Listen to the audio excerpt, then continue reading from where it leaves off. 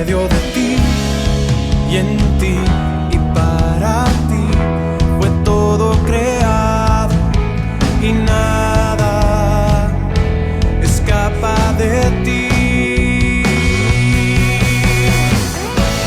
Toda la gloria y el honor al eterno Hijo de Dios que compró mi redención. El día de hoy vamos a estar hablando sobre el pasaje de Lucas capítulo 18, los versículos del 18 hasta el 30. Y voy a invitarte a que podamos leer todo este pasaje. A los hermanos presentes los podemos leer alternativamente, si bien yo voy a leer todos los pasajes, todo el pasaje. Vamos a leer entonces la palabra de hoy, Lucas 18, versículos 18 hasta el 30. Y dice lo siguiente. Un hombre principal le preguntó diciendo: Maestro bueno, ¿qué haré para heredar la vida eterna? Jesús le dijo: ¿Por qué me llamas bueno? Ninguno hay bueno, sino solo Dios. Los mandamientos sabes: no adulterarás, no matarás, no hurtarás, no dirás falso testimonio, honra a tu padre y a tu madre. Él dijo: todo esto lo he guardado desde mi juventud. Jesús, oyendo esto, le dijo: aún te falta una cosa. Vende todo lo que tienes y dalo a los pobres, y tendrás tesoro en el cielo, y ven, sígueme. Entonces él, oyendo esto, se puso muy triste porque era muy rico. Al ver Jesús que se había entristecido mucho, dijo: cuán difícilmente entrarán en el reino de Dios los que tienen riquezas, porque es más fácil pasar un camello por el ojo de una aguja que entrar un rico en el reino de Dios. Y los que oyeron esto dijeron: ¿quién pues podrá ser salvo? Él les dijo: lo que es imposible para los hombres es posible para Dios. Entonces Pedro dijo: he aquí nosotros hemos dejado nuestras posesiones y te hemos seguido.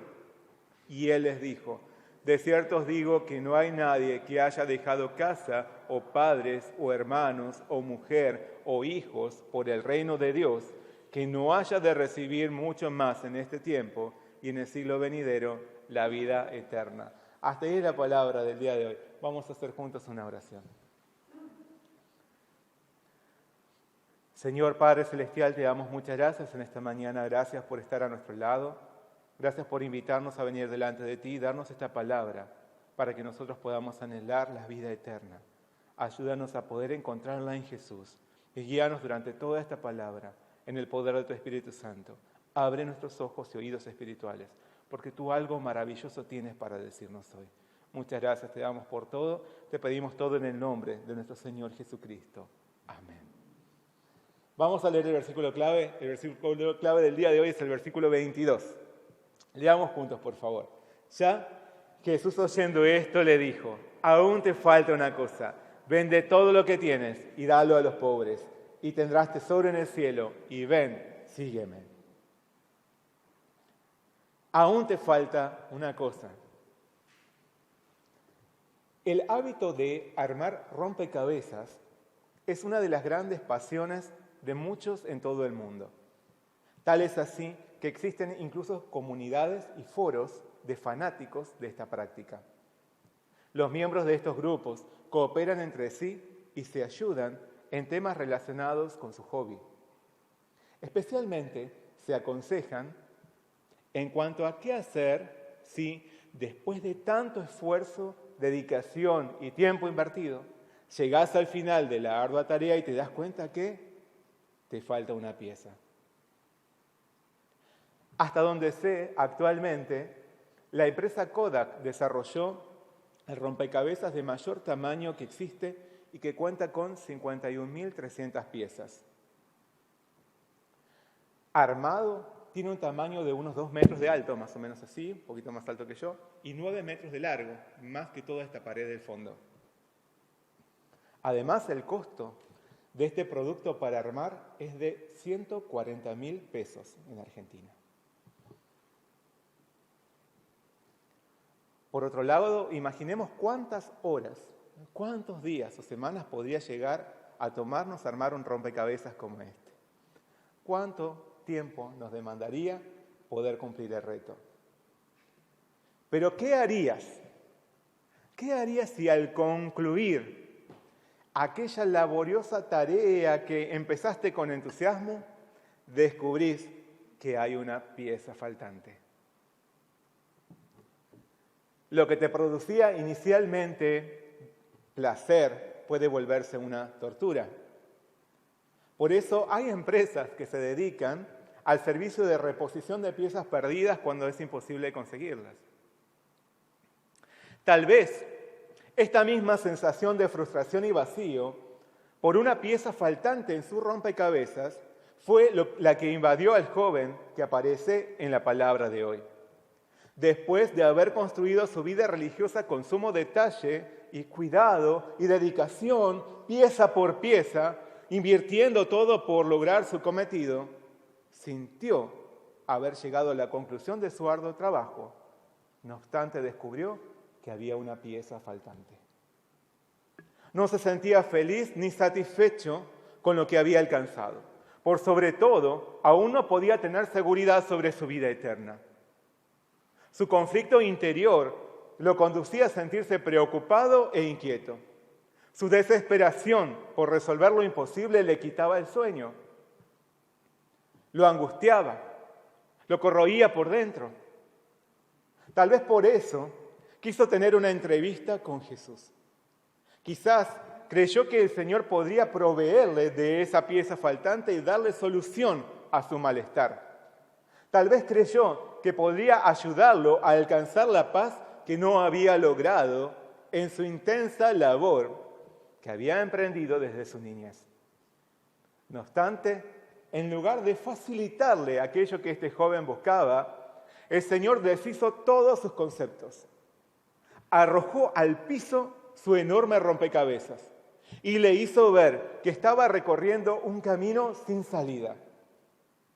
Aún le faltaba una cosa, pero lo que le faltaba no era aquella pieza que él pretendía.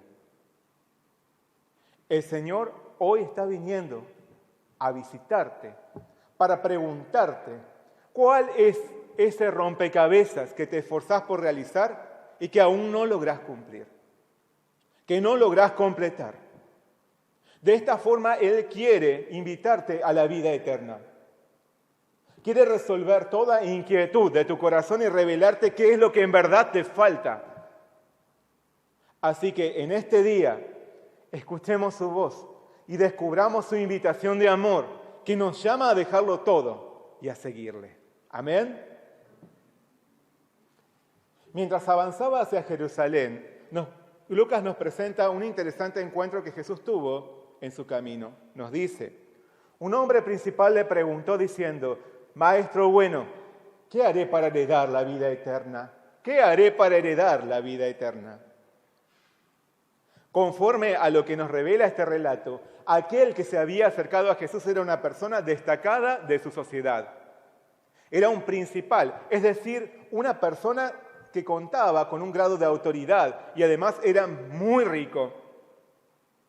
Según lo que podemos ver en el Evangelio de Mateo, se trataba de un hombre joven. Por su parte, Marcos nos hace ver que él vino corriendo ante Jesús y dobló su rodilla ante él con suma reverencia al pronunciar su pregunta.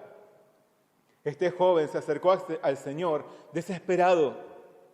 Sentía una profunda agonía a raíz de su inquietante dilema.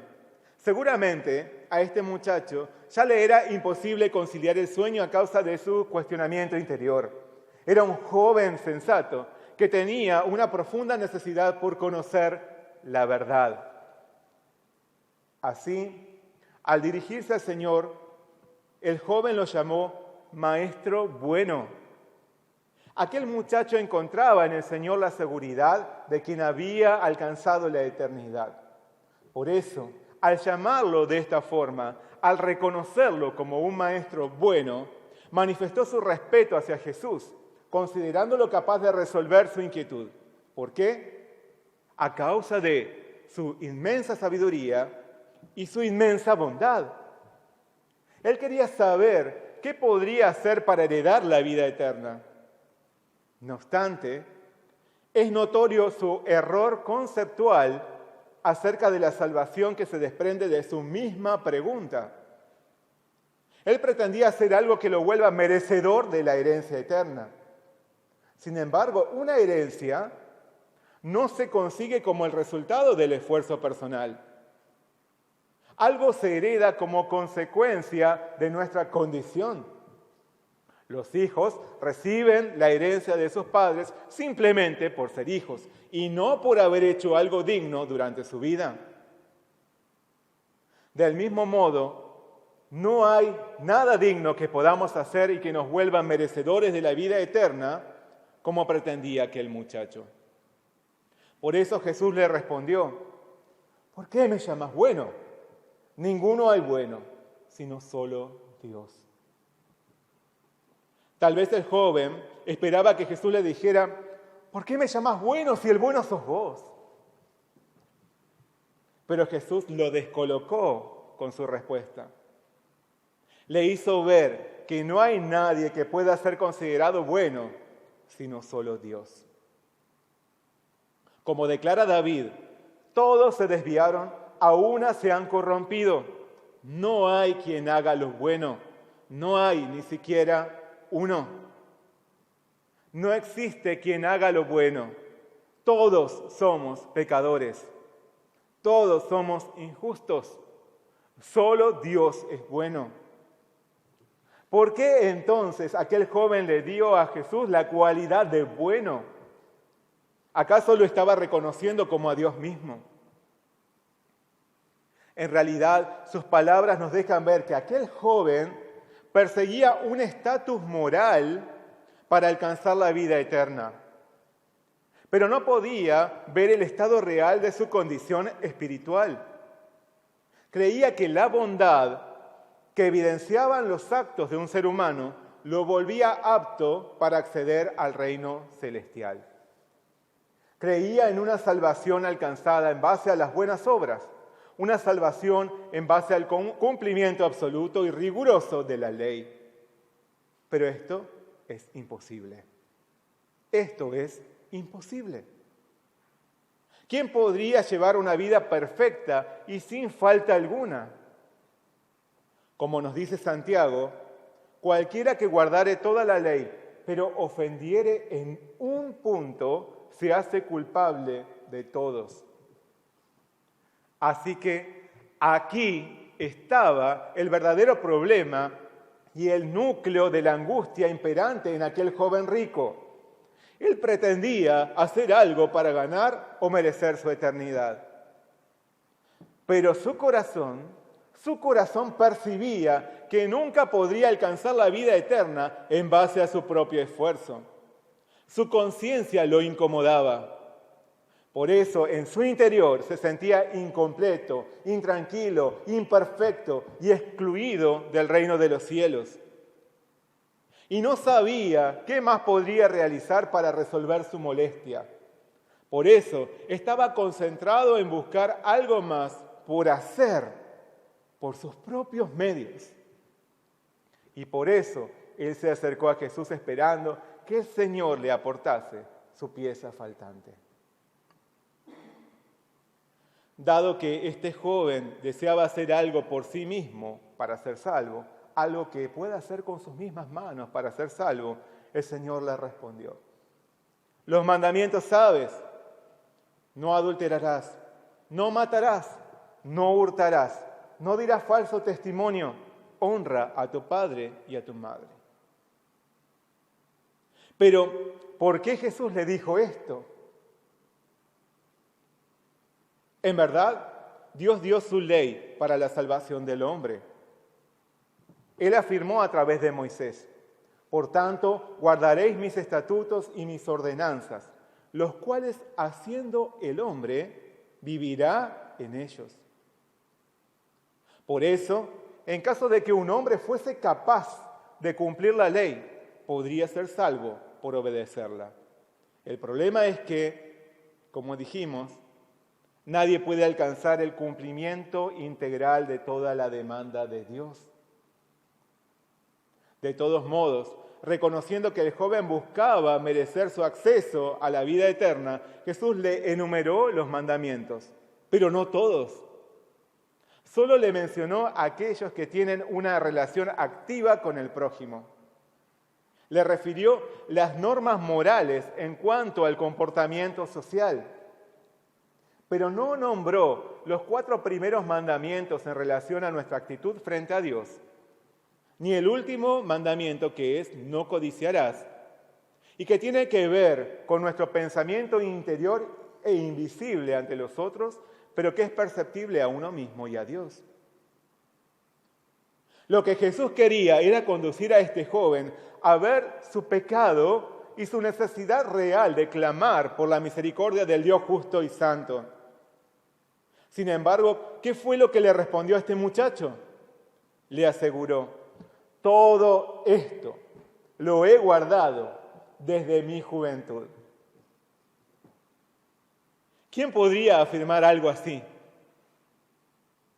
¿Quién podría decir con toda convicción, como este joven, que ha cumplido diligente y rigurosamente todos los mandamientos que Jesús le mencionó? Definitivamente, este joven creía haber hecho todo a la perfección en su relación con sus prójimos, porque se consideraba un hombre bueno ante los demás. De este modo, el Señor hizo evidente que por su preocupación excesiva en mostrarse ejemplar delante de los hombres, aquel joven no lograba ver su ser inmensamente pecador delante de Dios. Así que Jesús, contemplándolo con afectuoso amor, continuó diciéndole: aún te falta una cosa. Aún te falta una cosa. Vende todo lo que tienes y dalo a los pobres, y tendrás tesoro en el cielo. Y ven, sígueme. Aún te falta una cosa. No sos perfecto como vos mismo lo intuís en tu corazón. Aún te falta algo. Te falta vender todo lo que tenés y darlo a los pobres. De esta forma obtendrás un tesoro en el cielo. Después vení y seguime, reconociéndome como tu Señor. Esto era lo que le decía Jesús a aquel joven. Ahora pensemos, ¿qué pretendía Jesús al decirle esto? ¿Acaso le estaba aportando la última pieza del rompecabezas de su vida estructurada en base a sus obras? ¿Le estaba enseñando a ser caritativo como requisito indispensable para ir al reino de Dios? ¿Qué era lo que realmente le faltaba? ¿El acto de vender todos sus bienes y darlo a los pobres? Lo que le faltaba a este joven era reconocer que era incapaz de cumplir la ley como él suponía, porque no podía cumplir con el último mandamiento. No podía vencer la codicia que guardaba en su corazón. No podía amar a los otros más que a sí mismo, y por lo tanto, tampoco podía cumplir los primeros mandamientos que nos llaman a amar y a obedecer a Dios. Juan declara: si alguno dice yo amo a Dios y aborrece a su hermano, es mentiroso, pues el que no ama a su hermano a quien ha visto, ¿cómo puede amar a Dios a quien no ha visto? Por lo tanto, a este joven rico aún le faltaba una cosa. Le faltaba reconocer su ser pecador ante Dios y suplicar por el perdón del Señor. Le faltaba encontrar en Jesús a su único y verdadero Señor y Salvador. Le faltaba despojarse de su vida vieja y seguir a Jesús. Solo así encontraría el acceso a la vida eterna que tanto deseaba, no por sus propias obras, sino por gracia. Pero como el muchacho no podía depositar por entero su confianza en el Señor, sino que confiaba más en sus riquezas y posesiones, y como no podía tomar la decisión de seguir a Jesús por no abandonar los placeres del mundo, como nos dice Lucas, entonces él, oyendo esto, se puso muy triste porque era muy rico. Este joven tenía un enorme apego a sus riquezas. Si él hubiera sido honesto consigo mismo, habría podido reconocer su pecado tan terrible y arraigado en su corazón. Habría podido postrarse ante Jesús, pero no para obtener su reconocimiento o como señal de diplomático respeto, sino para pedir su ayuda y rogarle su perdón. Al ver su condición, tendría que haber caído de rodillas ante Jesús en sincero arrepentimiento. Tendría que haberle dicho: Señor, yo no puedo renunciar a todo lo que tengo. Soy un prisionero de lo material. Ayúdame a poder confiar en vos. Ayúdame a ser libre de mi pecado. Pero por el contrario, en lugar de reconocer su pecado, este joven se puso muy triste porque era muy rico, porque no estaba dispuesto a sacrificar nada. No estaba dispuesto a renunciar a sí mismo y a todo lo que había construido en base a su propia justicia. De este modo, Jesús lo había confrontado con su pecado, pero en vez de arrepentirse, volvió a su casa apenado. Abandonó el único camino que hubiera podido conducirlo a la vida eterna. Muchos jóvenes y no tan jóvenes de estos días viven conforme a los mismos criterios de este muchacho rico. Por más que no sean acaudalados millonarios, poderosos o distinguidos en la sociedad. Muchos creen que sus buenas acciones, sus obras ejemplares, su esfuerzo por ser buenos, los conducirá a la vida eterna. Se convencen a sí mismos que no han hecho nada tan malo como para no llegar al reino de los cielos, que son mejores que tantos otros, que no le hacen mal a nadie. Pero, ¿será esto suficiente como para heredar la vida eterna? Por supuesto que no. Por eso, todo aquel que busca llevar una vida religiosa o bondadosa termina por percibir insatisfacción y vacío en su interior. Termina por reconocer que aún no es apto para el reino de los cielos. Y así se esfuerza por sumar más y más acciones a su favor. De esta misma forma era también mi vida antes de encontrar a Jesús. Trataba de que otros apreciaran mi bondad y me vieran como ejemplar. Pero no tenía certeza de la vida eterna. Al vivir así, apoyado en tus propias acciones, siempre te sentís incompleto. Muchos quieren ser morales y religiosos. No obstante, cuando son confrontados con su pecado, se niegan a reconocer su condición. Se rehúsan a aceptar que son pecadores y que están excluidos del reino de los cielos. Y vuelven a casa tristes y frustrados, abandonando el único camino que los lleva a la vida. Cuando la palabra les hace ver que no son buenos, sino pecadores, se sienten entre ofendidos y lastimados. Por su falta de conciencia espiritual, por su insensibilidad espiritual a su pecado y a su condición perdida. Como siempre afirma una hermana de nuestra iglesia, no son los buenos los que entran al reino de Dios. Por el contrario, el infierno está lleno de hombres buenos. Pero entonces, ¿qué puedo hacer para heredar la vida eterna? ¿Qué haré para heredar la vida eterna? Nada. Las herencias no se adquieren con acciones. Las herencias provienen de una condición de heredero, por ser familiar, por ser hijo. ¿Y qué nos dice la palabra? Juan nos dice que al venir Jesús a este mundo, a lo suyo vino y los suyos no le recibieron. Mas a todos los que le recibieron, a los que creen en su nombre, les dio potestad de ser hechos hijos de Dios, los cuales no son engendrados de sangre, ni de voluntad de carne, ni de voluntad de varón, sino de Dios. Y Pablo añade, el Espíritu mismo da testimonio a nuestro espíritu de que somos hijos de Dios. Y si hijos, también herederos. Herederos de Dios y coherederos con Cristo. Pero entonces, ¿qué debe suceder para poder heredar la vida eterna? Es necesario creer y recibir a Jesús en nuestro corazón y obtener por la obra del Espíritu Santo la potestad de ser hechos hijos de Dios, por gracia y no por obras humanas, por fe. Y si somos hijos, seremos también herederos de la vida eterna. Pero sin fe en Jesús y sin seguirlo, reconociéndolo como Señor, es imposible que podamos tener entrada en el reino celestial.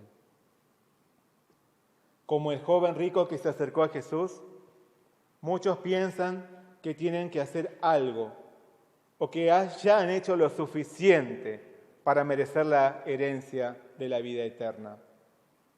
Pero se niegan a reconocerse como pecadores. Se rehúsan a abandonar aquello que los aparta de la comunión con el Señor. No quieren tomar el compromiso de seguir a Jesús. Ahora bien, ¿cuál es tu condición? ¿Cómo es tu condición? ¿Estás también a la búsqueda de alguna pieza que complete el rompecabezas de tu vida porque no te sentís satisfecho? ¿Estás en la búsqueda de aquello que tenés que hacer para poder heredar la vida eterna? Entonces aún te falta una cosa. Aún te falta una cosa. Te falta entregar tu vida por completo a Jesús y seguirle por fe. Te falta reconocer tu pecado, arrepentirte y obtener el perdón del Señor.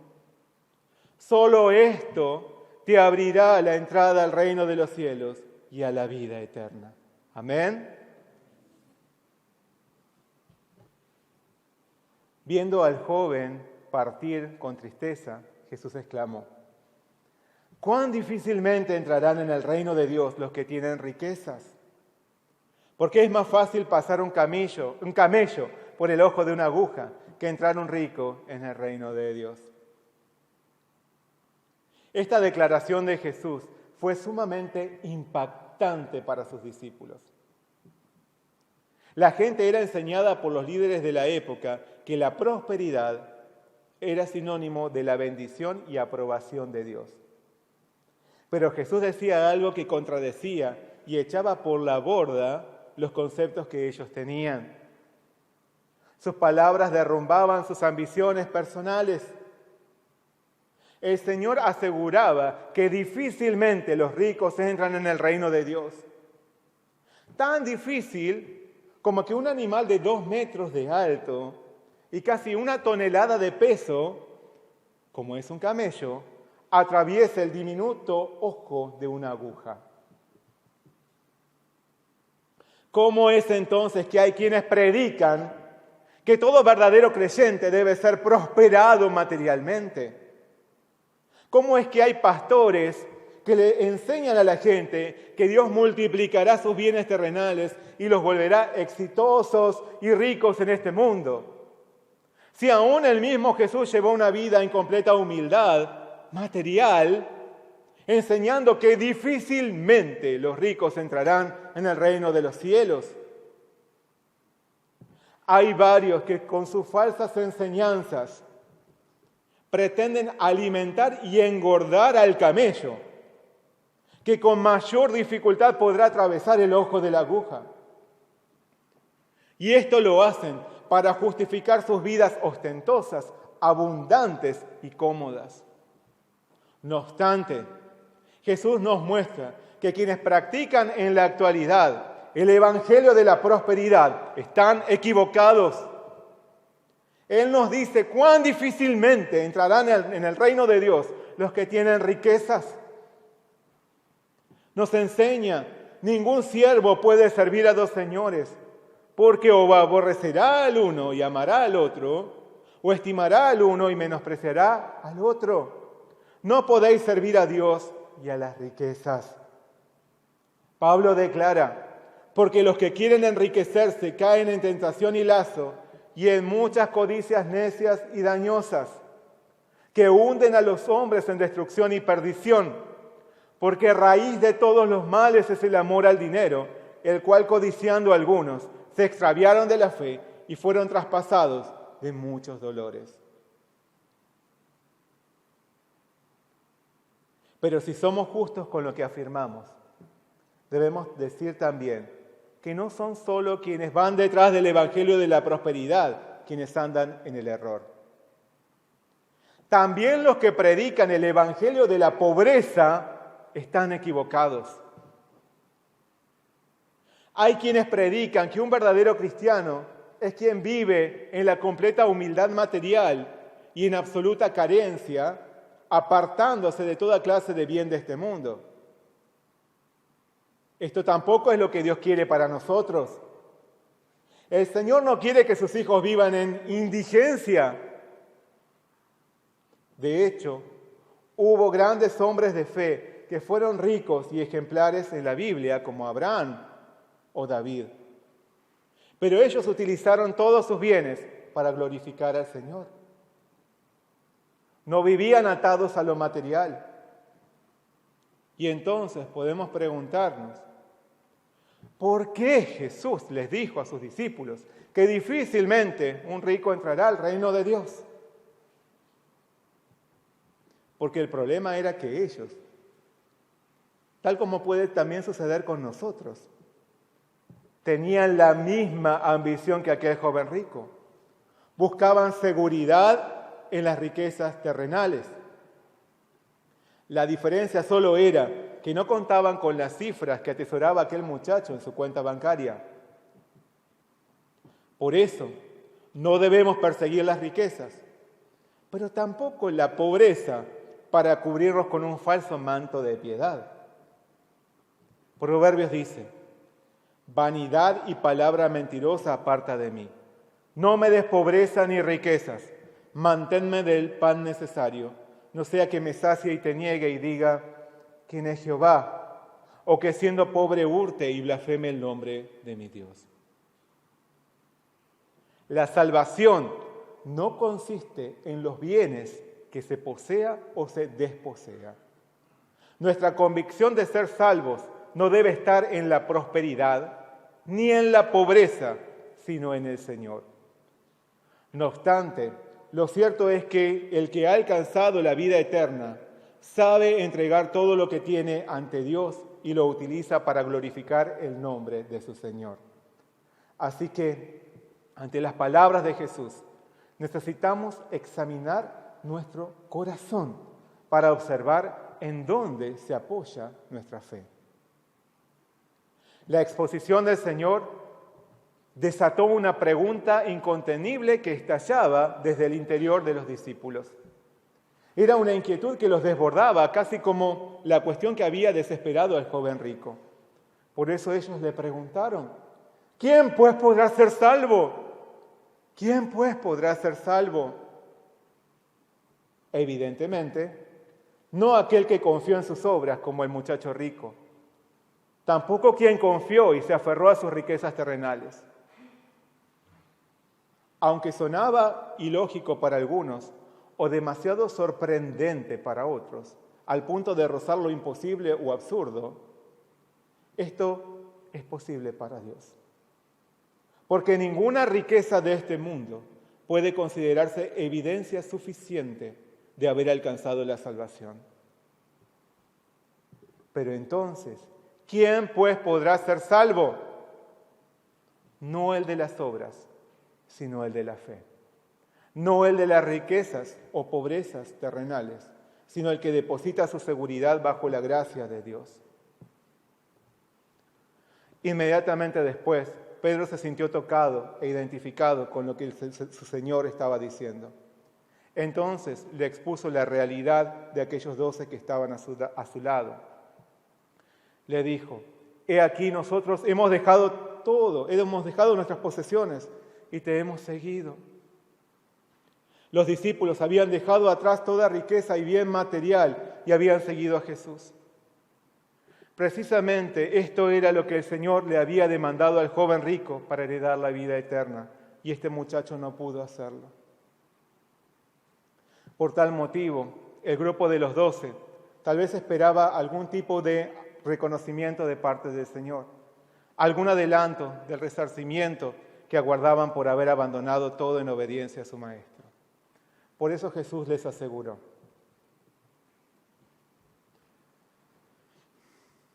de cierto os digo que no hay nadie que haya dejado casa, o padres, o hermanos, o mujer, o hijos, por el reino de Dios, que no haya de recibir mucho más en este tiempo y en el siglo venidero la vida eterna.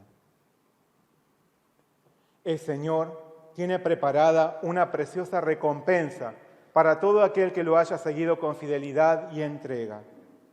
Reserva una bendición mucho mayor que la que podamos imaginar si sabemos renunciar a este mundo para poner nuestra confianza en Él y seguirlo.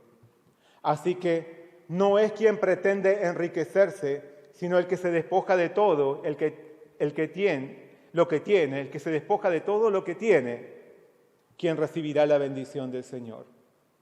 Su recompensa comienza en esta tierra y se extiende hacia la eternidad. Por eso, aquel que decide tomar el camino de ser un discípulo de Jesús, dejando todo atrás, no quedará sin recompensa ni la provisión perfecta del Señor. Él se volverá su sustentador, galardonador y protector. Él lo conducirá al camino de la vida eterna. Pero el que se apoye en este mundo terminará por perderlo todo, tal como sucedió con aquel joven rico. Tal vez hoy también el Señor quiera decirte: aún te falta una cosa, aún te falta una cosa. Si es que no le entregaste tu corazón reconociendo tu necesidad de ser perdonado y salvado, este es el momento de venir ante Él reconociendo tu pecado para encontrar su perdón y el acceso al reino de los cielos. No son nuestras obras ni nuestra bondad lo que nos conducirán al reino celestial, sino nuestra fe en Jesús, el Hijo de Dios, que dio su vida para hacernos libres del pecado que nos condenaba. Y aquel que ha encontrado la salvación del Señor, le sigue dejando todo atrás, como un fiel discípulo. Para estos, Jesús reserva un galardón eterno. Anhelemos la recompensa celestial antes que las riquezas terrenales. Abracemos la gracia antes que las obras. Y entonces, habiendo sido hechos hijos de Dios por la fe en Jesús, por la obra del Espíritu Santo, obtendremos una herencia que nos espera en los cielos. Amén. Oremos juntos. Señor Padre Celestial, te damos muchas gracias en esta mañana por darnos tu palabra, porque encontramos en ella tu invitación a la vida eterna, no apoyándonos en nuestras obras, no apoyándonos en lo que hemos podido conseguir en este mundo, no confiando en nuestra bondad humana, en nuestra moralidad ni en nuestra religiosidad, sino apoyándonos en tu gracia, porque la salvación es por la fe en Jesús. Hoy nosotros venimos delante de ti a pedirte que tú trabajes con tu Espíritu Santo en nuestro corazón, para revelar nuestro ser pecador, para poder venir delante de ti confiando en tu misericordia, para poder recibir a Jesús como nuestro Señor y Salvador, y para poder obtener así potestad de ser hechos hijos y herederos de la vida eterna. Bendice a cada uno de nosotros, a todo aquel que no ha recibido a Jesús, pueda recibirlo en este momento, reconociendo su pecado y cayendo ante Él para pedir su perdón. Y a los que hemos encontrado en Jesús, a nuestro Salvador, ayúdanos a seguirlo con todo nuestro ser, como fieles discípulos. Muchas gracias te damos por todo y pedimos tu bendición en el nombre de nuestro Señor Jesucristo. Amén.